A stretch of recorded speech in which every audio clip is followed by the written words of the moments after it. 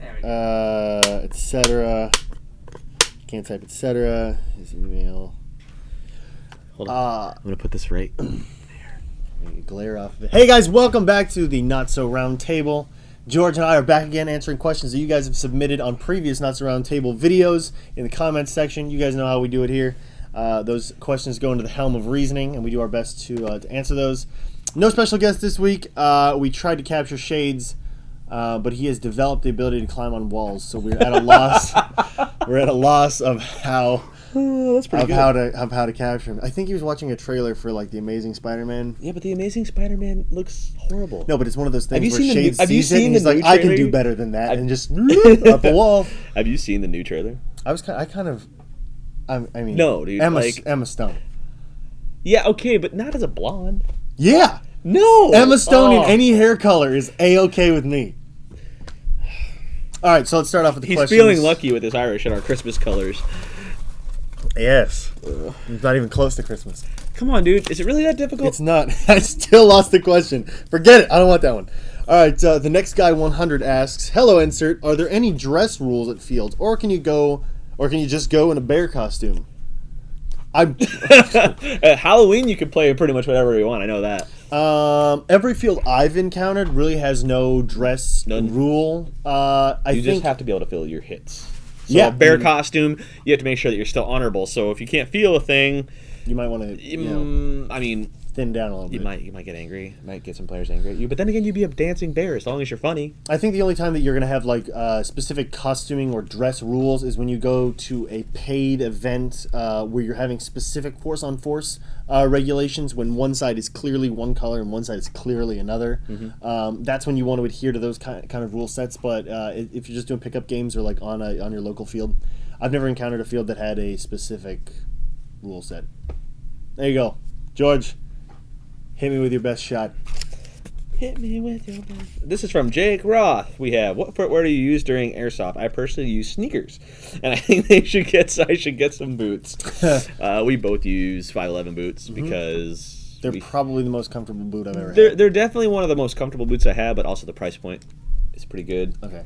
I'd say there are some better boots on the market, but I've heard Oakley's are also pretty comfortable. They are, but I've used them, but they don't hold up very long term. Oh. For me, at least. I had a pair that went out pretty quick, but the Under Armour ones we got are pretty good. The 511 ones are good. I think there's something to be said for quality. Yes, footwear. Quality footwear is important. While you could spend $20 on a pair of boots from Big Five, you really because you spend so much time on your feet in Airsoft, really you need to be paying the most attention to your feet, comfortability wise, and also protecting you. So your investment goes a long way. So spend a little bit more money if you can on good footwear. I used to play in Vans slip-ons when I was playing indoor games. I discovered after some time that after sliding around, it doesn't work. It doesn't work so well. Also, I think Solomon's pretty good. They're hiking boots, but you can find ones. A lot of Special Forces guys are using those because they have a better grip. Interesting. Yeah, I know. I didn't know that until somebody told me. I don't know who. I think it was Jed who told me. I don't know. But anyway, next. Good to know. All right. I like my Force Recon boots. Force Recon boots. I think that's what they're called. I don't know. They're the white 511 boots without the side zip that we do. You know. Oh. I got. I like side zip. I got a set of those, but I have a set tired. of the green ATACs. Then I have the tan ones, which are pretty much ruined. Thanks a lot, New Horizon. Hey man, it's a river.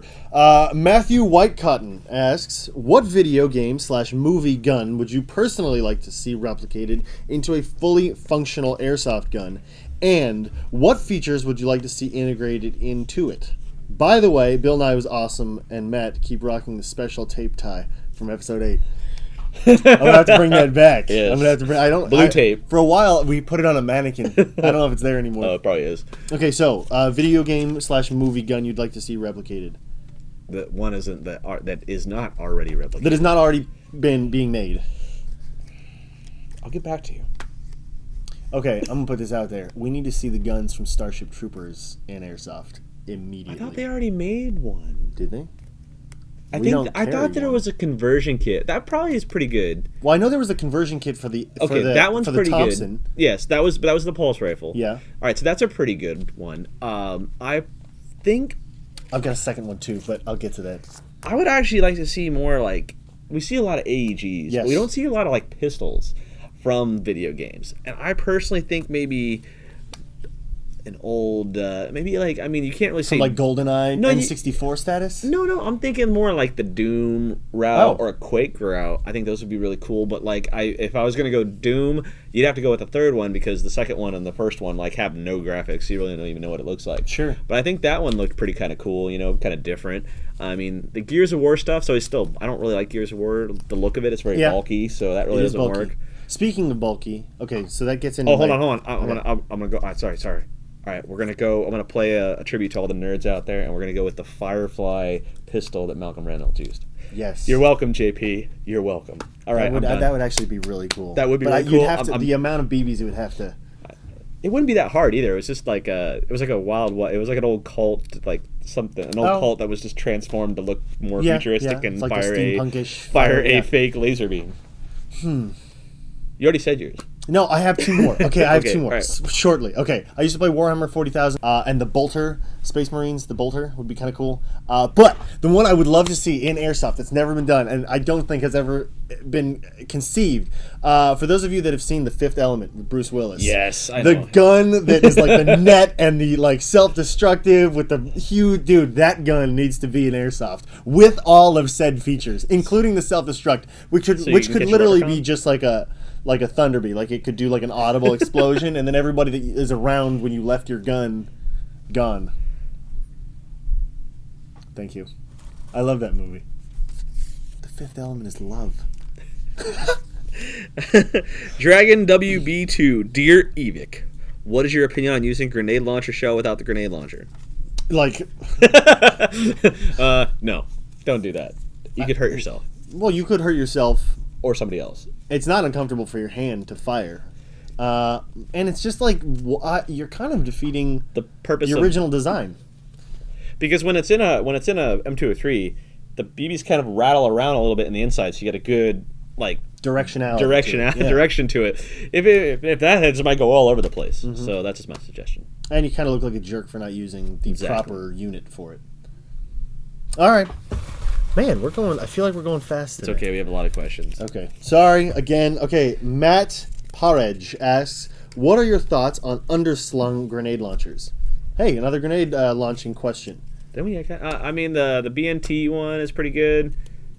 Or do you mean like underslung like on a rifle? Oh! Like an M203 or EGLM? Sure. EGLM is super cool because you can actually... Yeah. They're cool. They're definitely make sure you figure out a good attachment. I prefer the ones that attach to the barrel versus the one that attach to the rails, only because it's more realistic. But both adding onto the rails gives you the ability to use it for other things. Yes, correct. But it also like brings it lower, so it's kind of more annoying. Whereas if you use like the Mad Bull like MK18 rail, you could take off the bottom and put the M203 right under it, so that way you still have the rail space. But it's a little bit closer to the grip, so that's what I used to use on mine, which I sold, and I don't have anymore. Well, there you go. It was too heavy. I don't really use one. It's too heavy. My gun's already front heavy enough. It's a 416. I don't want to add more weight to it. Okay. Dylan L. Jones, what does 8mm mean in an 8mm gearbox? 8mm refers to the diameter of the bearings. Or bushings. So whether it's a 6mm, 7mm, 8mm, that's the diameter of the bearings. There were gearboxes, or I guess does KWA still use staggered? There's still a few that are used 8 and 9. Yeah. Or 7 and 8. But it's basically the concept is that if you're using a bigger millimeter, you have a little bit better bearings, which means that you have. Because the force of the spinning is being distributed along more ball bearings in the race. And thicker ball bearings, so like you'll have a little bit more reliability is basically what it comes down to, right? One innovation we haven't seen, I think, I haven't seen is sealed bearings. Right? Has anybody made sealed bearings for an Airsoft? So. Why would gearbox? You though? Just because you'd never have to. I don't know. I just want to find a way to use a skateboard truck bearing on a Haven't gearbox. you already played around with a skateboard truck a lot with your like lowrider skateboard, the skateboard that you built? Yes, it doesn't turn. That's okay. Is it your turn or my turn? I think it's yours. No, I just went. What did you pull? I pulled the 8mm. Oh, okay. So my question wasn't good enough for you? No. I was giving the illusion that I was pulling it, even though just for continuity. Whatever. Okay, so Christian Schaefer asks, "Hey Evike, what are your opinion on grenade launchers?" What the hell? What? I'm sorry, Christian. I'm sorry. It's just we had 2 in a row already. I think the answer. I'm sorry, I threw that. It's okay. We'll still give you credit for answering a question, but we've had too many grenade calls. I'll just give you a special Christian. What's up, man? Thanks for the question. Thank you. Hopefully, the previous 2 answered your question. The six shell one is pretty cool. Yeah.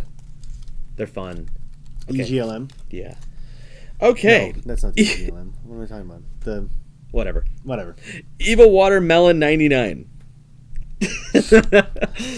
Have you ever taken a gearbox apart and unintentionally messed it up?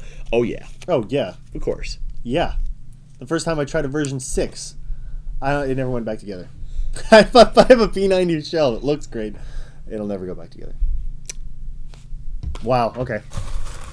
Sorry I threw that question. I feel bad now. That's okay. All right. Here we go. Not grenade launchers. Big Mo. What's up, Big Mo? What's up, Big Mo asks, would you wear a tactical kilt into an airsoft game? Absolutely. All day, every day. 511 has one right now on special. Buy it now. Yes, I would. Especially if it was a multicam kilt. I think they have them in multicam. You should check the website. I'm almost tempted to go buy one. Just be careful of, spreading one's legs when coming around the corner. You might get shot. Yeah. Anyway, Zeller00. Matt, you mentioned a BB that leaves a mark. What are these? Where can I find them? And is there anything I should know about them? Those are the ones that we had for a while. I think they were kind of like a prototypes thing. I don't think that they were really well known yet. They didn't do very well because it does jam up your barrel. They used like a powdery substance like a chalk powder that was on the BB, and so when it fired out, it would leave a little bit of that chalk residue inside the barrel. So it required like regular cleaning to make sure that everything worked well. But the marking part of it was okay. But once you got far enough away that the BB didn't have very much power, the marking was really faint. So the marking was pretty faint to begin with. It wasn't and it was only like on tan gear you could barely see it. Well, there you go. Because it was like white powder. But you can look them up. I think they're still around. We don't carry them anymore. Yeah. But I don't even remember who made them. It was some. If one of you guys knows who makes marking BBs, or you can get the paintball BBs, which absolutely ruin your barrel. Nepa Airsoft asks, Polar Star tournament lock systems for air regulators. Do you think this will be a common thing on all airsoft fields soon? And do you feel it is singling out the Polar Star owners? No, I mean, it's always been an issue when there were jacks or Daytona guns. So, I mean, it's just irresponsible owners abusing it. But I don't think... Here's the problem, is a lot of people think that a Polar Star is shooting hot when it actually isn't. You have to base it off of its joule measurement, which is different than FPS. Correct. And you could have, so you have to all think about that. Like, so sometimes fields aren't chronoing them correctly. Whereas like something that's shooting 350 FPS could feel like a 400 FPS gun because of the joules, and that's not it's not a downfall of Polar Star. It's actually a plus. It's just meaning that it's getting really good. It's really efficient. So fields need to be aware of this. Fields need to educate themselves. I don't think there's anything wrong with Polar Stars though. I mean, and as for Polar Star owners being singled out, they are. Yes, sadly they absolutely they are. You're dealing with a system that 90% of airsofters don't use, and so for the 10% of you that do use Polar Stars, it's a great platform.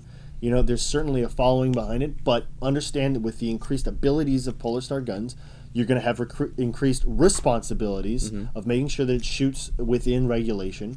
And the added cost of a tournament lock can't be that much higher that it would dissuade you from using a Polar Star.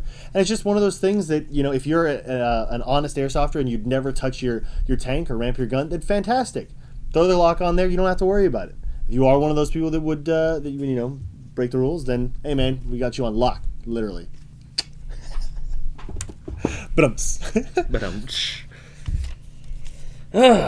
JBK Man. Would you guys consider Pantac USA to be real steel gear? Do you have any recommendations for the affordable real steel gear, not Condor? So vendetta against Condor. Affordable. Yeah, dude. So that we would be. Just picked up LBX. LBX is pretty affordable. Yeah. Well, it's still a little pricey, still expensive compared to Condor. But the way with anything is you have to.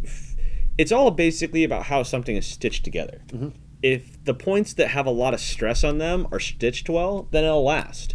It doesn't matter if who makes it, and if they are putting stitching in the right place, then you'll be able to tell pretty quickly. Regardless of whether it's 500 denier or 1,000 denier. That doesn't mean anything. Okay. That doesn't mean anything. Webbing strength doesn't usually mean very much. But so the thing is real steel gear. I mean, real gear. I classify everything as gear into lower and higher quality gear. Not real steel or fake, because I mean, there's some Phantom stuff out there that's impressed me because it's been stitched well and it will hold up to whatever. Those aggressor pouches that have the elastic are really good design and they work. Even that old Garter Cyrus I had. Yeah, exactly. There's an example made by an Airsoft company that was pretty much as good as the Eagle Industries one. Oh yeah, I still have it. Yeah. That thing is, I never use it because it's so dang heavy. Yeah. But Condor works well too. Don't be afraid of Condor. I think some people. I mean, they're only all right. The only things is like if, for example, a company's using cheaper buckles, those buckles can get shot and get broken very easily. I know Condor has that issue. Whereas if you're using ITW buckles, that won't happen usually unless you really have to put force into it. Sure, but I mean the likelihood of getting a buckle shot is quite low, I think. Yeah, I know, but I mean I had to fix Burnett's buckle and he was using a Condor and it broke in half with one BB and it doesn't look like it was from very far. So, it's buckle quality is probably the only thing that's really important. But so I personally don't like Pantac. Stitching and buckles. Yes, I personally don't like Pantac because I feel for the money that there are other better options. There you go. That makes sense, right? Yeah. Yay. I don't think either of us run Pantac stuff. Nope. I run. It's okay. We'll talk about that later. All right. We run the same gear. 21, the Bearded Wonder. Coolest name today. Dear Evike, what's the strangest outfit / costume you have seen at an airsoft field or event? Also, have you ever gone to a field during a Halloween event and or night game? We're getting a lot of similar questions today. Strangest outfit. JP running around as a Jedi. Really? Come on, bro. What about that guy who showed up as a Cookie Monster at Airsoft Con? Even though he wasn't playing, that was pretty epic. Or that guy who was walking around with just a black leotard over his... I think the coolest person we saw at Airsoft Con was the guy dressed up in the World War II. Yeah, the full But garb. that wasn't technically a Halloween costume, but well, what's the strangest one? Cookie Monster or Jedi. Wait, what was the last? There was another. What do you think of people who do that at Halloween games and night games? No. Have we been to a? Yeah, we've been to a night game. I've never been to a night game that had that kind of entertainment value to it. We did the zombie game. Oh, zombie games. You get a lot of that kind of stuff at zombie games, which are really cool because you get to shoot at people that don't have guns. And you get to hit them really hard. I feel bad for the guys who decided to be zombies. You get to hit them really hard with rubber swords and stuff. Anyway. I meant shooting them with BBs. Wait, is that your question? Go ahead, it's your question. I apologize.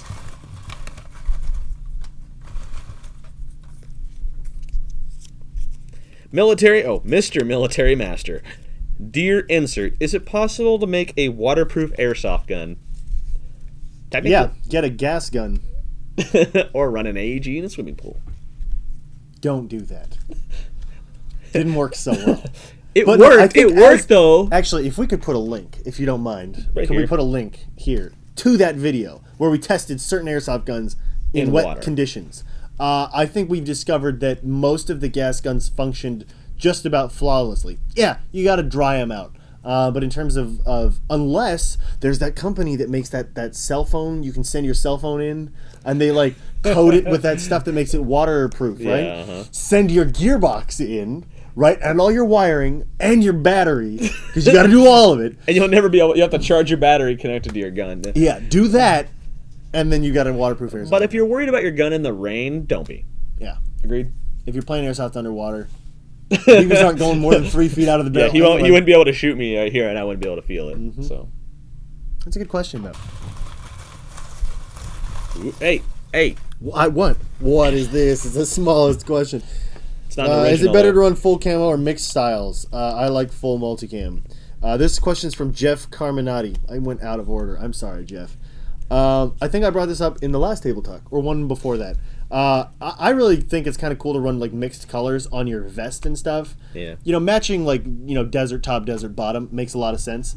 But like breaking up your colors from one solid, if you're using solid colors, stagger that stuff. You know what I mean? Like mix it up. But if you're using patterns like multicam and stuff, there's nothing wrong with running one full color scheme just because it's already blocked out on its own. Nothing wrong with rolling solid gear with the camo or whatever. It's all personal preference. Makes it easier if you're running whatever you Project like, Honor. but it's not ever gonna make you blend in better or worse. Well, yes and no. There are those guys that blend in with couches.